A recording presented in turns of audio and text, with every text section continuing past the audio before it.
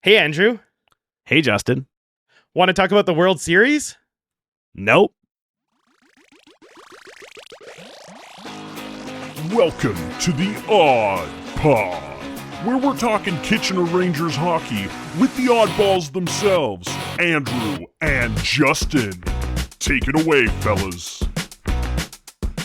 All right. Yeah, we didn't want to talk about that anyways. Can you believe we're at the quarter mark of the OHL season already? This is insane. It seems like it's going really fast, but at the same time, I think that we've got to get all the way into like late March before playoffs start. So it's gone quick, but it's also, it feels like it's been a while since August training camp started. So I don't know. It's about to go really fast because there's that Christmas break, and then all of a sudden it's just like the trade bang. is like the unofficial midway point. It's Exactly. not quite or something. There was a few trades, big trades this past week. 9 draft picks and multiple players. Holy cow. Only in the OHL. The OHL puts the NBA to shame when it comes to trading draft picks. I see people complain all the time about the NBA and the crazy amount of draft picks, and I'm like, you're not an OHL fan. You do not watch the OHL. Yeah, because we just had a casual 9 picks go for a couple players. And it was like barely news. Like it was news for those markets, but for everyone else, it was like, whatever. Brantford looks stacked now. Yeah, I mean, stacked. But they also emptied the cupboard. So they're all in. Good for them. That's some rich daddy money there. Okay. Okay. Exactly. Zach Hyman's dad. I did want to highlight some Kitchener Ranger. I was just looking through the stats page and I was like, oh, let's see where the boys are at. So we're halfway through. So obviously the games played thing is a little bit tricky because we've talked about this in an earlier episode. There was the OHL started a week early, and there was a weird overlap with the NHL training camp. If we all remember the Brantford game from the first game of the season, we were only playing 9 forwards on both teams. So it was like, right. Yeah, here we are. But so anyways, let's take a look at where the boys are. Definitely one we're all aware of. Christian Humphreys has 21 points in 14 games, just blowing it out of the water. Pridham right behind him. He's got 9 goals in 14 games. So he's putting them in the net. One that I definitely hadn't tracked was Hayden Ellis is plus 11. Is like nobody scores when Hayden Ellis is on the ice. That's cool. The Rangers have the puck when Hayden Ellis is on the ice, which is a huge compliment. He also has 3 power play goals. Yeah. He's doing unbelievable. Diricolo, I think we have a bet on him on his PIMs. So just as an update, 41 PIMs already. 41 PIMs. I think I might get I think I took the over on him, and I think I'm going to get it. Christian Kirsch, sub 2 goals against average. That percentage.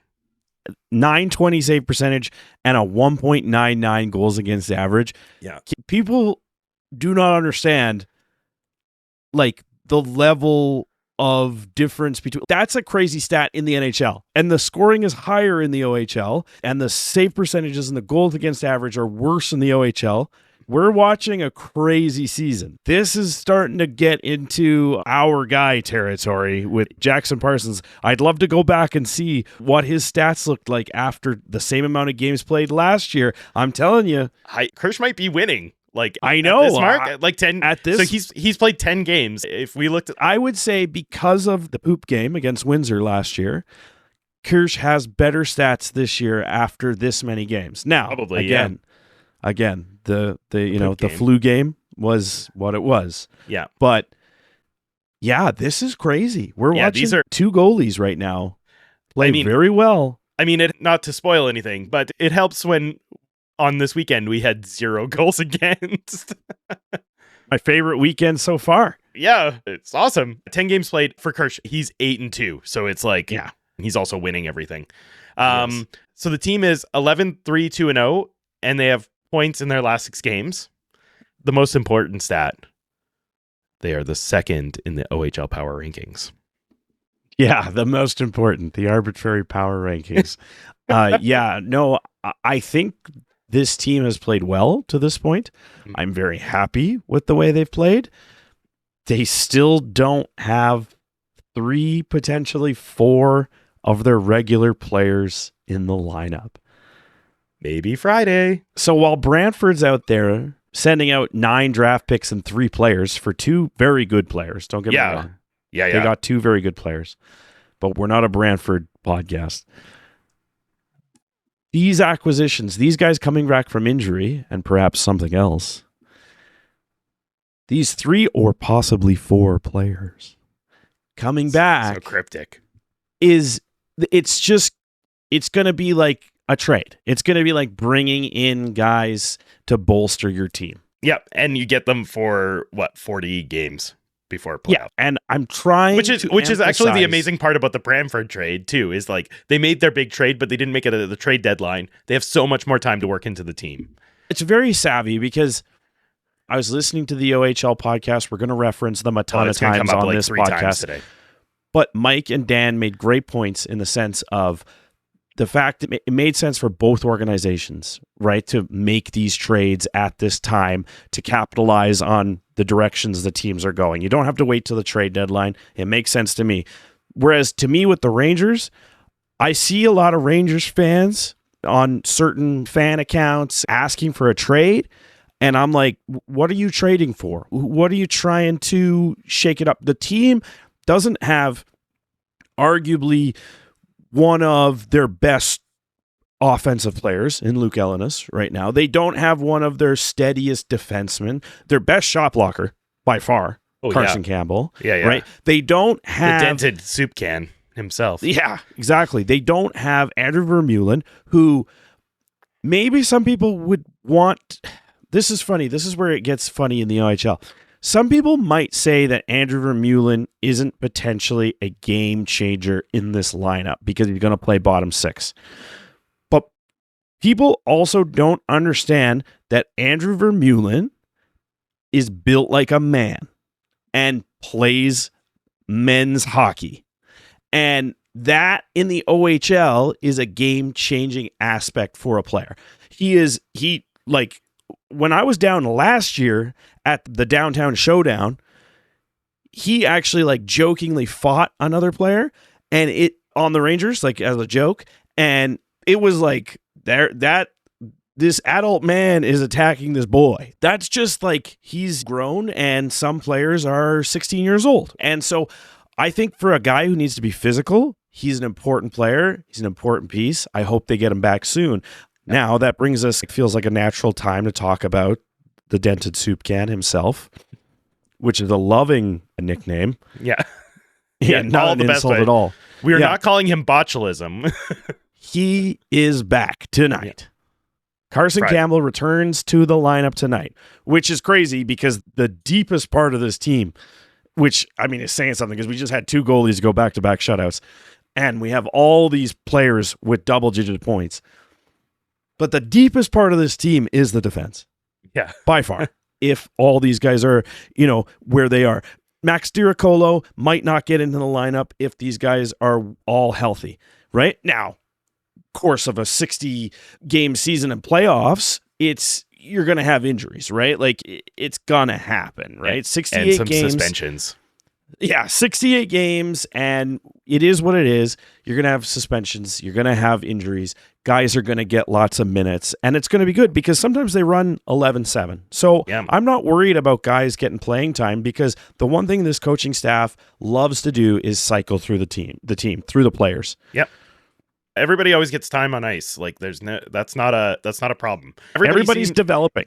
And everybody, we've talked to a number of the players, everybody buys into the system. The system works and they're all on board with it. So maybe you're not getting all the ice time tonight, but there's ways to get ice time later, and the system is working and everybody seems at least outwardly happy, which is great. That's what you need. Good culture in the locker room. Everybody buys into the coaching. What more could you want?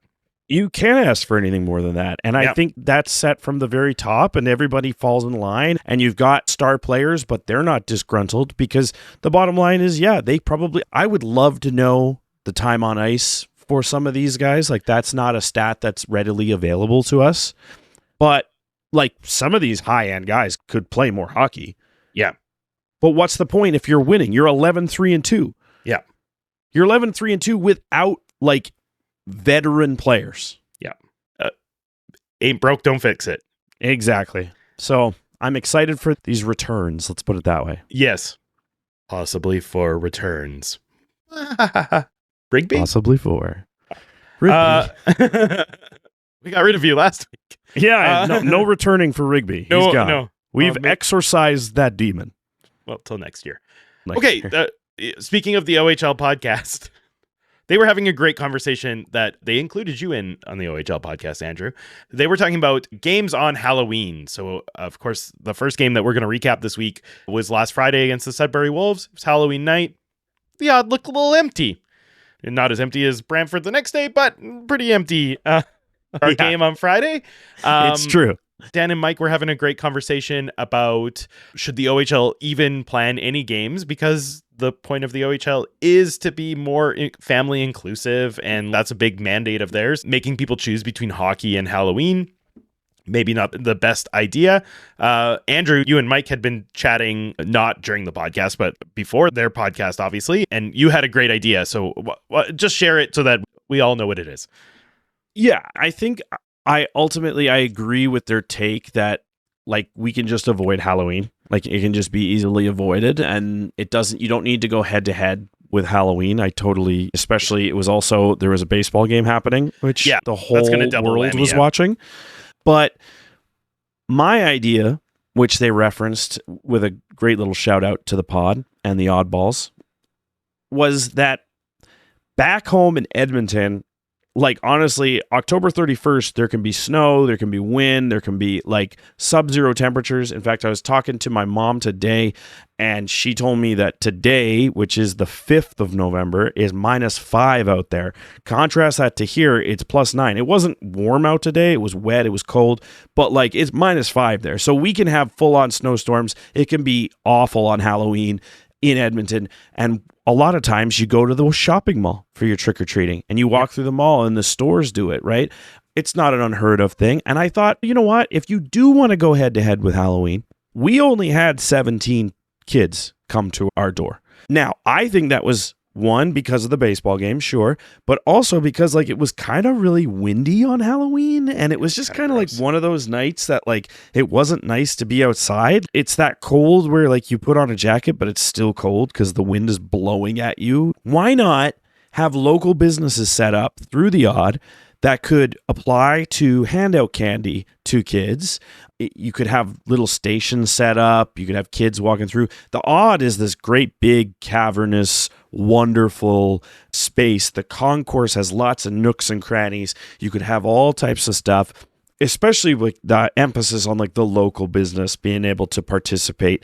I just think it'd be a good idea. And then that way you could open the Odd early. Say you could open the Odd 5 o'clock, 5:30, and let people walk around with their kids in their costumes, and then they can stay for the game, and they get all jacked up on candy during the game, and it's a bit more fun for them. You have maybe events through the concourse, like a costume contest or that kind of thing. They could do a parade on the ice after the game, or they did do a good thing with like trick-or-treating in the dressing room, but ultimately it was like choose between Halloween and the Rangers game, and I understand why it was pretty empty. But maybe this could get to some ears that if you do have to have a game on Halloween, it comes around on Friday once every 6-7 years or whatever, 5 years, 6 years, just make it more fun. I don't know, because it's like just wear your costume to the game. That I don't know. I'd rather go door to door and get free candy if I'm 8 years old. I think that's a great point. Yeah, include it, acknowledge that it's happening, and make it a part of the night. Do stuff to make it more enticing for people to come, and maybe an alternative to trick-or-treating, but the kids still get the same benefits. So I thought it was a great idea. Thank you for sharing. And I honestly, as a parent, I'd rather follow my kid around inside than outside. Yeah, it was kind of a gross one this year. So it was. All right. But that game still happened on Friday night. It was against the Sudbury Wolves. It was at home at the Odd. The Wolves. And the Rangers won 3-0. 30 years since the Sudbury Wolves have won a regulation game at the Odd. Yeah. I'm not making that up, people. That is a crazy statistic. They only play at the Odd once a year. I understand that Sudbury is in the Eastern Conference, and they only play once a year at the Odd. But it's still crazy because I just think that eventually, like, they have to win one. There has to be a trap game for Kitchener at the Odd. Yeah. Wasn't to this one, though. Let's get to the recap. Tanner Lamb. Yeah, Tanner Lamb has a highlight reel goal. The revenge tour continues. Yes. Electric. His 6th. And it was a beautiful toe drag. Once again, there was falling a defender through the air. The defender just flew off the screen. He's sliding. Yep. And there he goes. He's gone. He manages to still stick handle in the air, just whatever. He doesn't need gravity. That's so below him. It's all below him. He's Tanner Lamb. He's got Lamb. The slickest hands. Yeah. And they were on display on this goal. I don't know what else to say about this guy, man. Like, he probably has the best hands on the team, and we have guys who have incredibly, like Jack Pridham did a Michigan last year. Yeah. But Tanner Lamb, it's electric this year. He is a man on fire. He is driven with a purpose, and he has 6 goals, and they're all beautiful. Yeah. And he has that many more assists, and those plays are crazy that he has. So he's just a human highlight reel right now. I'm calling it right now. Tanner Lamb, the human highlight reel in 2025-2026. It was set up by Cameron Arquette and Cameron Reed. We had the Cameron combo going. Cameron Arquette having a whale of a year. Again, we're going to victory lap this every week that Cameron Arquette had 2 assists in this game. He's all over the score sheet. He's breaking out. We said it was going to happen, and it is. The OHL did something different this week, and I think it's because of this goal. They did their play of the week by division, and I think they gave it to Lachar for a goal in the Brampton game that we'll talk about next. But I think there was a Jack LaBrache goal and there was a Lachar goal that were all so good that I think that the OHL was like, we can't do the 5 best plays of the week because they're all just going to be Rangers. Divide them up into the divisions. So Jack LaBrache scores the next goal in the second period, very late. Crazy hand-eye coordination. Yeah. How he even knew where that puck was. Too. Yes. Had a great celebration, too. So he basically follows the puck to the net and bats it out of the air like a baseball player. Chromiak takes a bomb shot from the slot. It goes high. Like I think some players thought it went out. Like, I think it hit the glass high, and I think some players thought it bounced out because everyone lost track of it. LaBrache did not. He was standing right in front of the net. The puck lands. It just goes like right beside the net, and he just goes bloop, pops it right with his stick. Perfect. Midair, right in the net. Goalie had no idea. I'm calling it. It was a slap blooper to the center right field. He would have had a stand-up double. So it was a great little hand-eye play. It's something that you like to see out of a great big player like Jack LaBrache. We're talking, he's 6'5". He's a big kid. We want to see Jack LaBrache in front of the net with great hand-eye because there's going to be deflections. There's going to be plays like this where there's bouncing pucks. There's going to be rebounds. This is what you want to see out of your power forward. You want to put your power forward in front of the net where his big body can block the goalie's vision, and then you want him to be able to clean up the garbage. And that's exactly what he did. And he did it in style this time. Like you said, Jakub Chromiak, Cameron Reed on the assists, and we're going into the third period up 2-0. We haven't talked about Christian Kirsch at this point in the game, but the bottom line is he only faced 5 shots in the first and 8 shots in the second. But what I will say about this is this, for a goalie, in my experience watching as a fan, can be very tricky to get to the finish line with a shutout. When you don't see a lot of work, that's when stuff can get by you later in the game. And never mind, Sudbury had 5 power plays in this game. Including one 5-minute power play, which we also need to talk about why that happened. But Kirsch, I looked at Sudbury had 7 high danger chances in this game, and 4 of them came in the third period. So, he also, not only is it hard when you don't face a lot of shots going into the third period with a shutout on the line, he also then faced the hardest shots of the game. Yeah. But including this 5-minute power play. Including this 5-minute power play, yes. Right now. So this was a weird sequence, which is not to diminish that it was a dangerous sequence and that it was a bad play and it was a mistake made. But it was a weird sequence from a player that doesn't have a history of doing this. From our perspective, he's really a guy with a good head on his shoulder. So we're talking about Jacob Zhu, and who is a Harvard commit. So he's not smart guy. He's a smart guy. This was not a smart guy move. No, and he's very composed out there, and he plays a physical game, but I have not seen him take liberties, and I have not seen him lose his temper, make reckless plays. Yeah. I haven't seen him make reckless plays. This was a very reckless play, borderline. It was a violent play. It was dangerous. There was some sort of tie-up between him and a Sudbury Wolves player. It seemed like there was some sort of, and I'm just saying like incidental contact. It just seemed like a nothing. There was body on body behind the play as the puck was going up the other way. And then Jacob Zhu flipped around kind of quick, kind of moved his body around quick, and quite literally slashed with what looked like intention to the back of the Sudbury Wolves player's neck. Yeah.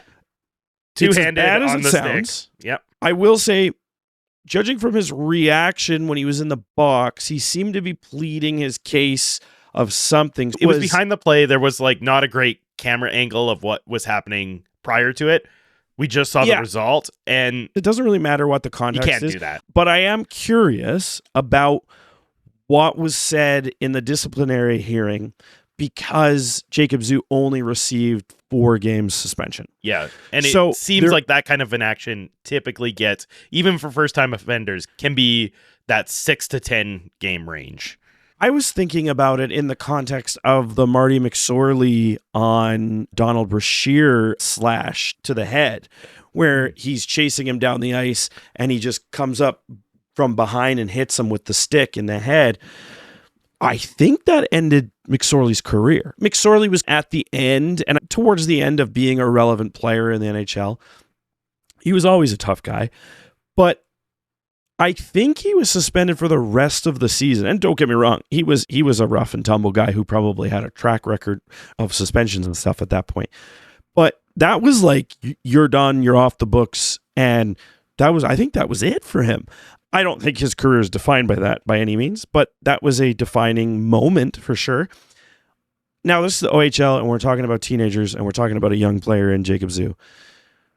I am very curious what was said in that disciplinary hearing, and I don't think we'll ever know, obviously. No. But for him to only get 4 games, the reactions online were pretty like this is going to be like a 10-game minimum suspension. Yeah. Some people wanted him gone for the rest of the year, which I'm going to say, if I hate to be this guy because I don't want to be a hypocrite, but the player, although it was an extremely dangerous play, the player wasn't injured. That does have to come into consideration when you're talking about a teenager making a mistake on the ice. We've said this before. Teenagers making mistakes off the ice that endanger the lives of people, being allowed to come back. I don't want their lives ruined. I do want them to have a second chance. If there's no history of this, if there's a plan in place for somebody to learn from this, I want it. So to not be a hypocrite, I also feel like this is an extremely dangerous play. This is Marty McSorley on Donald Brashear. This is shades of Todd Bertuzzi on Steve Moore. Like in the sense of one reckless thing that could have caused a major, serious, catastrophic injury. If he gets him on a vertebrae or something in his neck. We don't need to speculate about how it could go bad. We all can imagine how it could go bad. Right. So that's what I'm saying is, 4 games seems like a very easy punishment for somebody to take who did this. Yeah. So I am hoping that there is some sort of supplementary discipline within the Rangers organization in the sense of, what are you doing? Yeah, you can't do that. Be a teachable learning moment. All I can say is if there is ever any sort of violent play from Jacob Zhu in the future, he is not going to have a single leg to stand on. And that's being a fan of Jacob Zhu. Yeah, for sure. If there is anything even borderline, he will not get the benefit of the doubt for the next year that he's in the league. That's just what it is. It was dangerous. I don't want to see anybody get hurt because they're wearing a different color jersey. These are kids.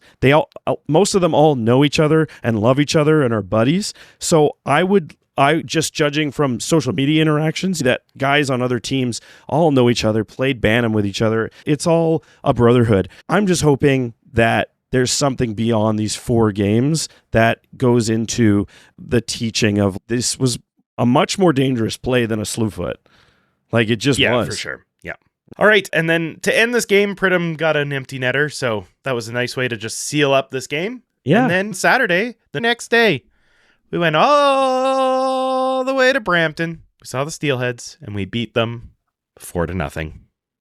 All 500 people. 1,700 people at this game. Including the arena staff, and players. There was a lot of empty seats on that TV. Are we worried about this? Are we like... We should be. I think so.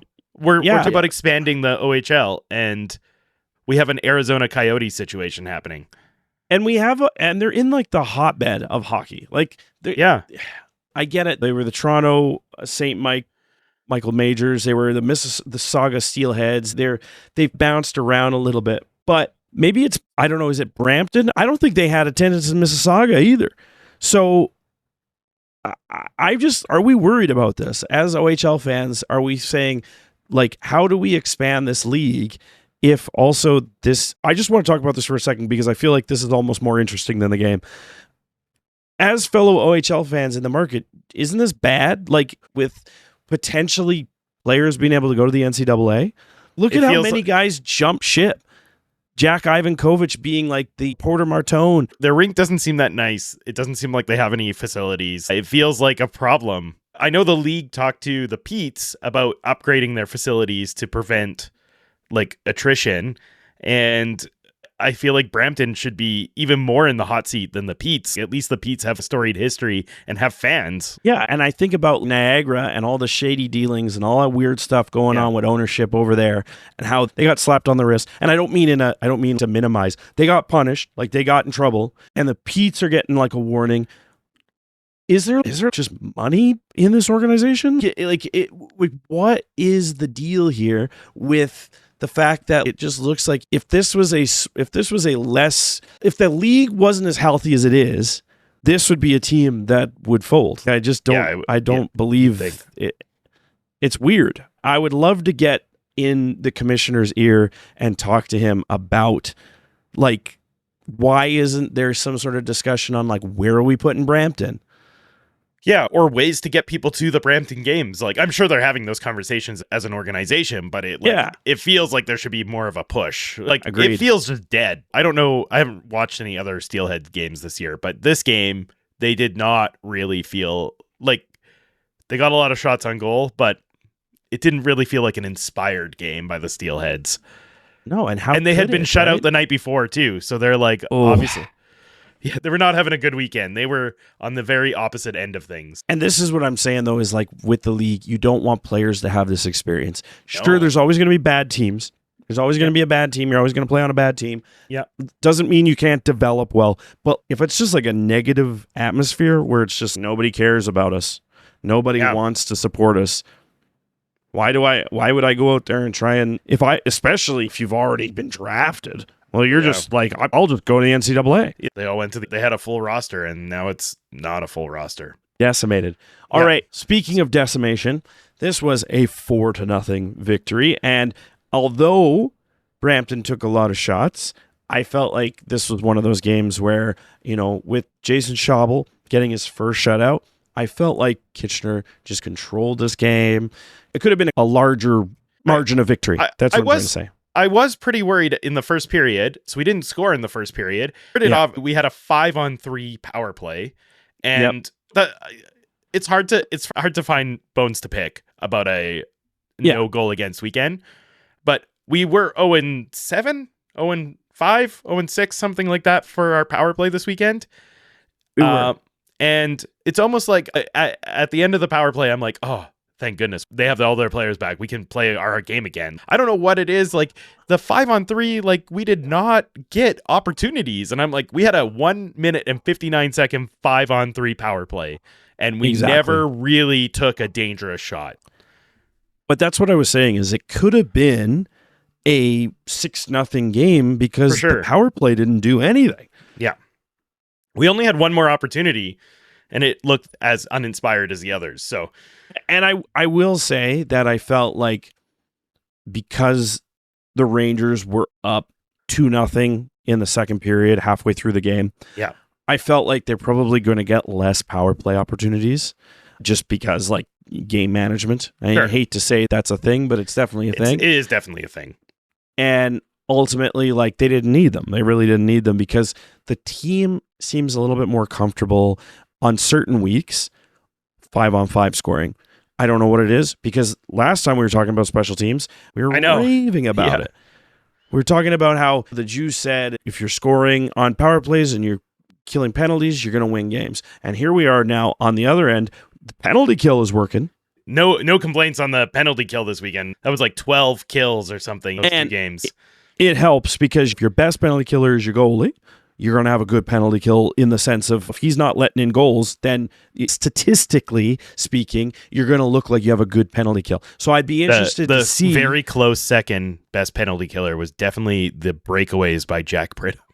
Oh, yeah. I wanted to talk about actually in this game. The transition game was crazy. They could have had 2 or 3 more breakaway goals, but Zach Bowen for Brampton actually played really well because there was a crazy amount of high danger chances in this. Luca Romano had 4 chances and all of them were high danger. Christian Humphreys had 6 shots and 4 of them were high danger. Like it was. Well, I think 2 of those were breakaways just by himself. Yeah.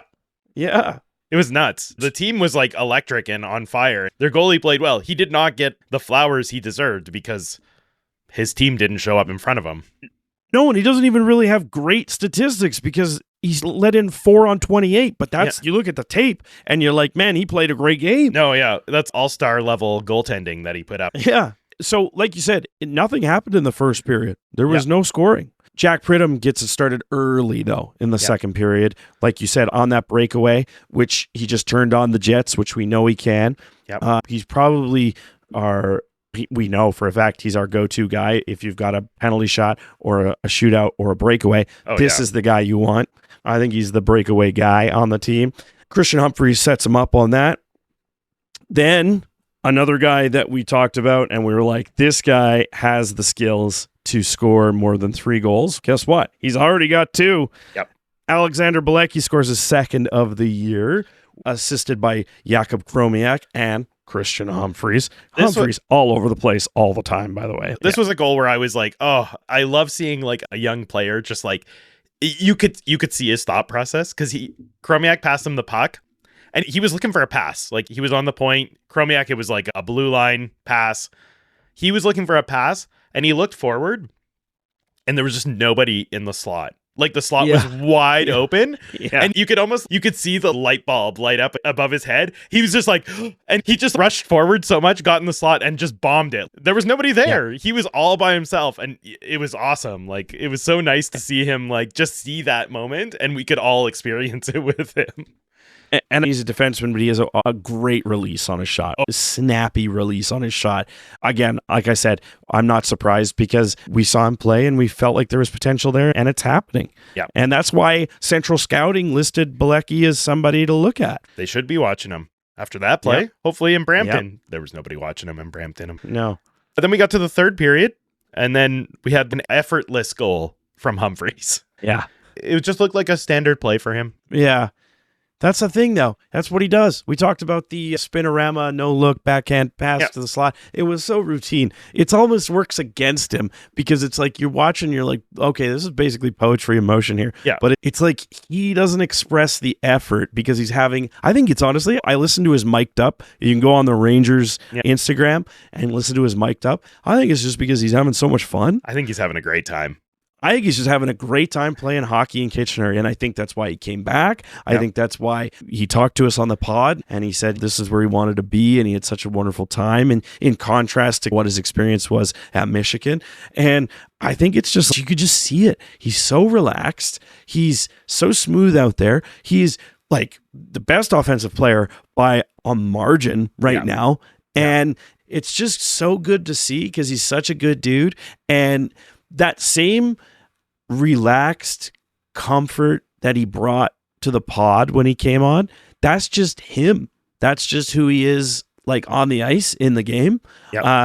He's having a great year. I'm really excited to see how the rest of this year goes for him. Yeah, for sure. And then Lachar just had a breakout of coverage moment, and just, he's silky mitts, man. Beat 5 guys. It was guys. If you stop, there's a certain part where you can stop on the replay, and there's 5 Brampton Steelheads in the picture. And Matthew Lachar. Yeah. It's such a beautiful goal. You're like, this guy was just suspended. Like, he's such a brute force when he wants to be, but then when he wants to shoot the puck, man, he's just it's so easy for him. And I hate to say this, but Matthew Lachar is such a Leaf. He's such a Leaf. Yeah. I think he's going to be a Leaf because, obviously he was drafted by the Leafs, but he's just like that type of player who's just like, he'll scrap. He's a pest. He's not known to score. And then just out of nowhere, you're like, you can score? Yeah. Not only that, like, you can highlight reel score. Yeah. They'll love him. That screams bottom 6 in Toronto. He can back any check day of the week. Yeah, exactly. I'm excited for him because he's got the frame, he's got the hands, and he's got the attitude to carve his way into the NHL one day. Okay, Andrew, 3 stars of the weekend. Who's your 3rd star? I have a theme. Oh, great. I have a theme. My theme is dynamic duos for my 3rd stars. Yeah, I have 6 stars. This is how you buck the system. I think I know where this is going. My 3rd star is Chromiak and Reed, who I thought had incredible 2 games, 2-way games. They were on the score sheet. They were controlling the play, keeping the puck out of the net, keeping the puck away from high danger areas. Just really took over. They had a great couple games and had to give them their flowers because we didn't really talk too much about Chromiak and Reed. We just mentioned them in the game sheets. But yeah, they played awesome. They're great. Who's your 3rd star? I went with Jack LaBrache because that hand-eye coordination goal was pretty spectacular. So good. Listen, it was like Jack Pridham doing the mission. If you do a Michigan, you get the 1st star. If you bat the puck out of the air, you get an automatic 3rd star at least. At least, yes. We've set that precedent now. And it was a good weekend for LaBrache overall. Like, he seemed to be really engaged in both of these games. You know, LaBrache has up games and down games, and he had 2 up games this weekend. So it was great to see. Who's your second pair? Yeah, duo? My second dynamic duo is our boys that we loved having on the pod, Humphreys and Pridham. Humps and Prids. You're going to say Swick and Parsons, and I was like, we can't take them. No, but we had Humps and Prids on the pod separately, but they are just gelling. They're just clicking. Jack Pridham, again, I think there's another gear there because I always go back and refresh the highlights after I've watched a game before we record the pod, just to refresh the plays in my mind. In the highlights, there's 3 chances in the Sudbury game that Prids doesn't score. Yeah. Just like we said with Ellenis last year, they're going to start going in. Yeah. They're going to start going in. Yeah. And then they did. And the great thing is they did all through playoffs for Ellenis. Yeah. So it's going to happen with Prids too. Like, Jack Pridham is already scoring 9 goals in 14 games is a crazy clip. Yeah. There's still more there. Yeah. His shooting percentage isn't like crazy astronomical or anything. Like, no. He's a dude who can do more. Yeah. Humps is my 2nd star, and I had an honorable mention for Jack Pridham because he got 70,000 breakaways and 3 points and 7 shots in 2 games. And Humps for his skaters in the league. Humphreys, his 3 points, they were all looked effortless. Like, he was just like, it was just, everything was so exactly how he planned it, and it all worked out. Yeah. Yeah. He's just a chill guy having fun. Yeah. I'm going to guess your first duo is the same as my 1st star, which is also 2 players. Yes. Christian Kirsch and Jason Schaubel. Yeah. Dream team. Yeah. What can we say? You did it. If you do that every game, You win them all. You win them all. There's nothing else you can say about it. Both looked unbelievable. Both had great games. Both had super crazy shots that they saved and highlight reel saves in both games. They deserved it all. And the vibes are impeccable too. Like, it's obviously, if you're a part of a goaltending tandem, that like deep down there is a level of anything you can do, I can do better. Yeah. But the vibe is we're a team and we love each other and we just want to always win. And that is the vibe. But it's great when you have two guys who are just like, he pushes me to be better. And I feel like that's what we have now. I hope that's where it stays. Yeah, for sure. All right. We only have 2 games coming up this week. We have a game in Kitchener against Saginaw. And then we have a game also in Kitchener against Kingston. A home and home, but we're just home for both games. Oh, we're just home. Friday night, we are playing Saginaw. And this is Pete DeBoer night. Groat. A true Groat, finally getting his flowers in the Kitchener Memorial Auditorium, as I knew he always would once we learned about his accomplishments just last year, of course, because we're new fans. We are new fans, but pretty amazing coach for the Kitchener Rangers. Incredible. So 2 OHL championships and a Memorial Cup. Yes. Remind me what is happening on Friday. The Level of Legacy night, where a banner for Pete DeBoer is being raised into the rafters as it should be to honor his contributions as a Kitchener Ranger, as the coach of the Kitchener Rangers, the greatest coach of the Kitchener Rangers, the most winningest coach of the Kitchener Rangers, and what I will say, a dang fine NHL coach as well. There are worse coaches who have jobs in the NHL right now. I will point that out. Yeah. For sure. So I'm excited for that. Yeah. Apparently, Bar Down might be there. So cool. That's something that was announced today. Bar Down is going to be there. And then we're going to play a game. The AudPod, come see us. You can come see us too. And then we're going to play a game against Saginaw. We've seen them once. They're sitting 14th in the OHL power rankings. They're 6-6-3-2. We beat them 3-1 a few weeks ago. Saginaw scores a lot of goals, but then they also get scored on a lot. It's their thing. Yeah. Klepov, who I saw was ranked by Scott Wheeler today as going like 23rd overall in the NHL draft this year, has 28 points in 17 games. So he's doing pretty good. And he was the OHL performer of the month of October. So yeah, he's having a crazy year. He's the dude for them. He has 28 points. It's in 17 games. Yeah. He's one of those guys. And Barabanov has 23 points, no slouch as well. I just love to see this because Klepov vaunted now in the draft. People are talking about him. Yeah. And I'm just like, you know what? The OHL is a great development path. We're not looking at it being like, why isn't this guy in the NCAA? And we talk, like, Saginaw had so many guys last year. We didn't really even talk about Klepov because he was so buried. Like, now he's just like free to spread his wings. And then Saginaw also, it feels a little bit like Saginaw fan pod right now, but they also have a rookie defenseman, Levi Harper, who has 17 points in 17 games. This seems like a guy to keep an eye on because he's young and bombing. I just love seeing like young guys just doing great. Unexpected, especially, is fun. Listen, with the Spirit at 6-6-3-2 is where they're sitting right now with their record. I'm excited. Individually, I hope they all keep scoring. Obviously, I'm a Rangers fan, so, keep that 500 not on record. Friday. Yeah, keep that 500 record. You can take a loss against Kitchener and then go back to scoring and lighten it up and doing what you do. Yeah, so big weekend for our defense. Talking about Carson Campbell coming back tonight, Friday. Defense, very important. Definitely. Then on Sunday, we play against Kingston, who are sitting 9th in the OHL power rankings. They have a 7-7-0-1 record. They're currently on a 4-game losing streak, and they have another Kieran who is very good, and Jacob Pataglia leading the team with 14 and 12 points respectively. Another Kieran, but he's not a Kieran W. No, Kieran Dervin. He is a 3rd-round Vancouver draft pick from 2025. He's a point-a-game player. He's got 14 and 13. Yep. I'm excited to see him play because he's a 3rd-round pick. Pridham was the 3rd-round pick. So you think about that. It sounds like an exciting player. Jacob Pataglia, I've seen him play before. He's got skills. He stuck around in Calgary for a while this year. He was one of the late coming back to the OHL. Yeah. Kingston is a tricky team. Last year, they gave the Rangers trouble. Yep. So the last 5 years at Kingston Frontenacs, the Rangers are winless. So they've lost all 3 games.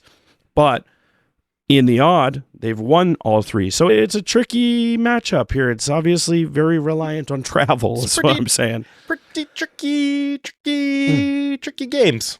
Tricky Kingston Frontenacs. Both these games have potential to be explosive offense games or just like crazy defense games. For sure. Both of those excite me, so should be good to talk about next week with a special guest, maybe.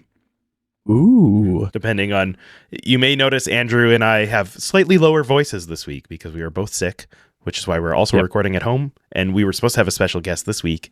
So hopefully we will have our special guest next week. Fingers crossed. Fingers crossed. Yeah. Andrew, we should thank some people. We should.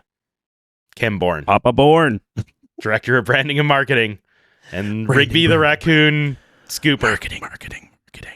Of course, we got to thank our prodigal producer, Liam, who gave us some notes this week. Phenom. We gave us notes? Yeah, we got some notes to go through. So okay. Right, we have to stay on this call after. All right, we will. Tim is mastering our episodes now. So if they've sounded better to you, that's because of Tim. Thank you, Tim. And Andrew, how can you find us on the social medias? Ooh, well, on social media, you can find us at The Odd Podcast on TikTok and Instagram. And you can find us on the YouTubes at The Odd Podcast - Kitchener Rangers, or you just search The Odd Pod in Google and we actually come up pretty quick there, which is exciting. We've got a new email address with our own domain and everything. We're not on the Gmail account anymore. How exciting. We've grown up. Email us. Maybe your odd history. That might be exciting. Yeah, did you like Dave's last week?